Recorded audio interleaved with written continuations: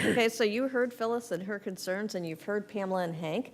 And in Hank's plan, part of the beauty of it is once you address the fiduciary concerns is it's taking some of those fiduciary burdens off of employers. And Pamela's plan really tries to simplify the whole system, right? Getting rid of a lot of the complex regulations in exchange for an across-the-board contribution, universal coverage, but then at the same time, a higher maximum contribution rate. So do you think that what's appealing to employers from your perspective, and do you think that employers would join up for either of these models? Thank you very much. I think there's several very appealing factors to each of these plans. Some things that would get employers very excited and enthused about.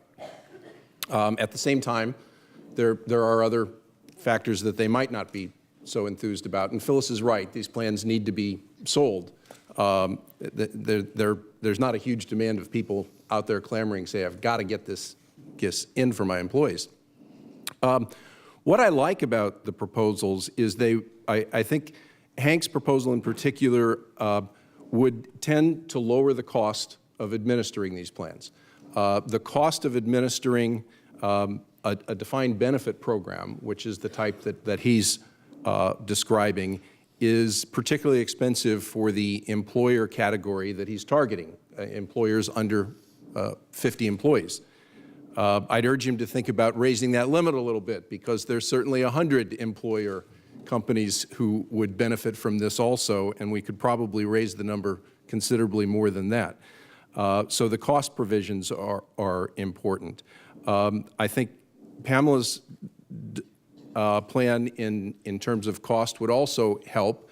Financial institutions would probably be able to spread the cost more equitably across broader groups. The cost of defined benefit plans, like Hank is describing, are painfully clear to employers who maintain these plans. The cost for individual account defined contribution plans for the individuals are not so clear to participants, but Phyllis is going to help us with that very soon.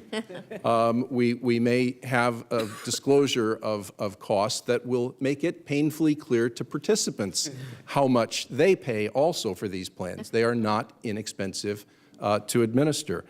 I think lowering the cost would be very beneficial.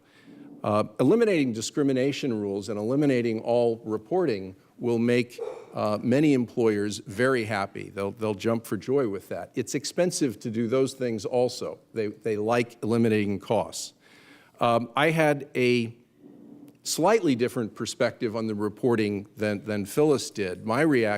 Phyllis's reaction was, you've got to report to the government about these plans. Somebody has to do that. My reaction was, you've got to report to the participant about these plans. Somebody has to do that. So hopefully, again, the financial institutions or the sponsors of these plans will be providing clear, pertinent communications to the people about what the benefits are that they're accruing, what the risks that they're exposed to are. And we talked this morning a lot about risk sharing and risk allocation. That's a very important concept in these plans too, and how that's going to work.